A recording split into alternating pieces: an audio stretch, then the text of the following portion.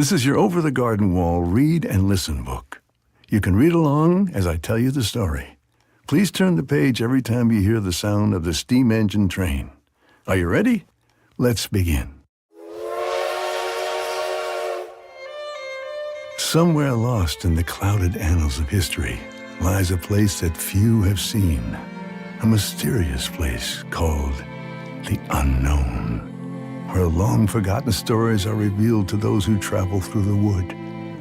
On one particularly dark night, beneath an overturned half-moon, two brothers accidentally wandered deep into the fog of this strange world. Their names were Wirt and Gregory. And they had a frog who he didn't have a name yet.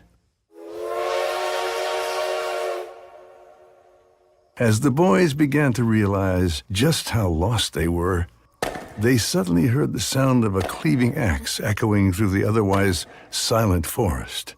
Wirt, the elder brother, was quick to worry. Do you think it's some kind of deranged lunatic with an axe waiting out there in the darkness for innocent victims?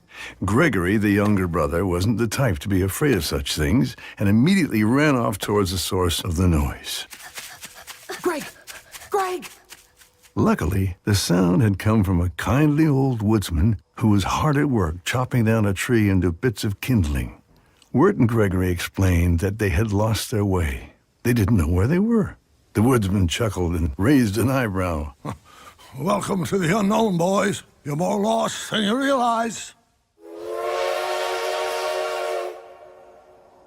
The woodsman, who seemed to know every inch of the forest, pointed the brothers in the right direction. Soon they were back on the path towards home, but the trail seemed to go on and on. Morning came, and they were still wandering along the same path. We should have found a town by now, said Wirt. This is the way the woodsman told us to go, right? Before Greg could answer, they heard a small voice calling to them for help from inside a bush. Help me, I'm stuck. The voice pleaded. Help me out of here and I'll owe you a favor. The voice belonged to a talking bluebird named Beatrice. Though Wirt was hesitant, Gregory thought it was a good idea to let the bird free. Upon her release, Beatrice was very grateful and promised to guide the brothers to Adelaide of the pasture, the good woman of the woods. She could help you get home, Beatrice explained. With Beatrice to guide them, the travelers journeyed onwards, deeper and deeper into the unknown, in search of Adelaide's cottage. The first place they stumbled upon was a peculiar little town called Pottsfield, where everyone seemed to be made of vegetables. The inhabitants were celebrating the harvest season and dancing around a big thing. Say you folks ought to don your vegetables and celebrate the harvest with us. One of them insisted. Yeah, it's nice here. The other added. But though it seemed fun, Wirt and Greg knew they had to continue on.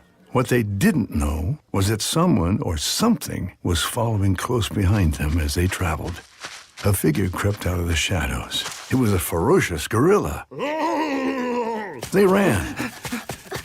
Before long, they reached the schoolhouse and found it was full of animals learning to count and spell. Wirt thought that this might be a good place to take refuge from the danger outside. Greg disagreed. School? Not today, He said as he ran off into the woods. Wirt and Beatrice could do nothing but follow.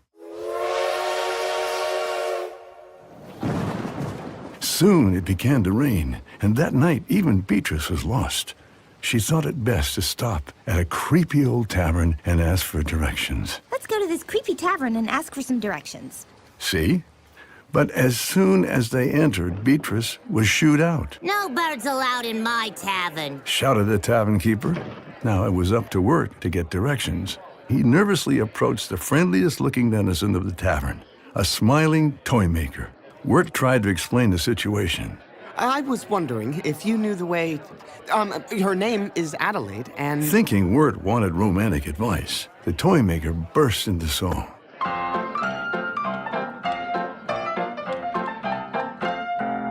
Write a loving letter, boy, that swoops and sweeps and curls. Calligraphers are just the thing to help you win your girl.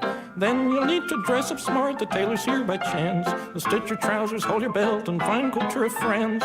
Your shoes, my goodness, how they're worn, but you're too young to know. Nothing courts a woman's scorn more than scuffs on the toe. The cobbler can attend to that, meanwhile you must have cake. The baker and patissier need work, for goodness sake. Hi-dee-diddly-um-da-dum today. What a merry time we'll have upon your wedding day. Hi-dee-diddly-um-da-dum today. There's work for old and little boys getting married. That pointy cone upon your head, you can't be wearing that. The milliner, he'll fix you up with proper high silk hat. The bride, of course, she'll need a dress, on that we must agree. The seamstress, my young lover, oh, how grateful she will be. The rings, by gum, did I forget? Well, that's my favorite part. The vows, the whole romantic mess, now that's the jeweler's art. And so you see, your handiwork is yours if you're inclined. But our livelihood's at stake, so don't you go and change your mind. Hi-dee-diddly-um-da-dum today. What a merry time we'll have upon your wedding day. Hi-dee-diddly-um-da-dum today. There's work for old and little boys getting married. End of side one. The tavern denizens cheered and taunted Wirt for being such a romantic young man. Try as he might, Wirt could not get a word in edgewise. It seemed as if getting directions was quite a hopeless task until, as luck would have it, they met a horse named Fred. Like Beatrice, Fred the horse had been forced to stay outside in the rain. Nice to horse your acquaintance, he said, letting them ride on his back. Now, Fred was not a very smart horse, but... Actually, I'm the third smartest horse in town, all right? Okay, fine. Fred was a very knowledgeable horse and more than eager to help the brothers on their journey. Their course was almost complete when they reached a wide river. The only way across was to ride the riverboat ferry. Unfortunately, none of them had any money to buy a ticket. They were all flat broke. What could they do? They were so close to Adelaide of the pasture. They were so close to getting home, yet so far. At this point, I should just say that Wirt and Greg had been traveling for what seemed like days without ever sleeping, yet they didn't even notice. There was something strange going on. The moon was still the same upside-down moon it had been every night since they were lost. The frog, on the other hand, was tired. He decided to take a nap inside of Greg's hat. He fell into a deep, peaceful sleep. In his dreams, well, see, a frog's dreams are private. But what I'm trying to get at here is the frog didn't know what happened while he was asleep. All he knew was, it seemed their luck had run out until the gang met a millionaire who gave them the exact fare they needed to ride the ferry. Take this penny, and off you go, the lot of you, he said, handing them a coin. Fred the horse said goodbye as well. He decided to stay behind and get an honest job working for the millionaire. As an official tea horse, he said, waving goodbye to his friends. Finally able to pay the fare, Wirt, Greg, and Beatrice merrily climbed aboard the ferry and went on towards Adelaide's cottage. The frog, feeling quite happy, sang a song. At night, when the lake is a mirror, and the moon rides the waves to the shore, a single soul sets his voice singing, content to be slightly forlorn. A song rises over the lilies, sweeps high to glare over the reeds, and over the bulrushes swaying, to pluck at a pair of heartstrings.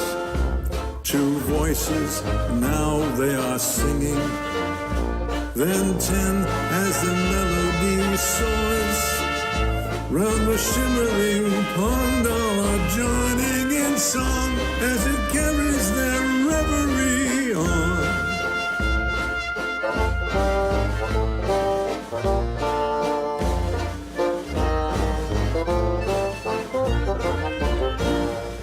Over the treetops and mountains, over the blackened ravines, then softly it falls by a house near a stream, and over thee.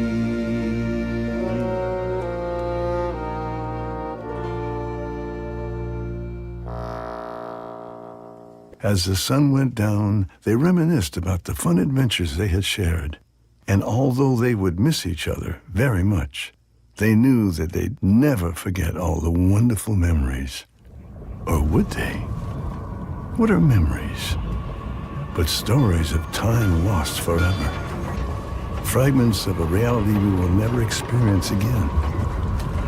And as one recalls these flights of fancy, we lose ourselves in the believing of false life, of our own creation. Something we seem to remember but can't rationally trust to be true. And so it was with Wirt and Gregory, and their descent ever further into the unknown. Come, wayward souls who wander through the darkness. There is a light for the lost and the meek. Sorrow and fear are easily forgotten when you submit to the soil of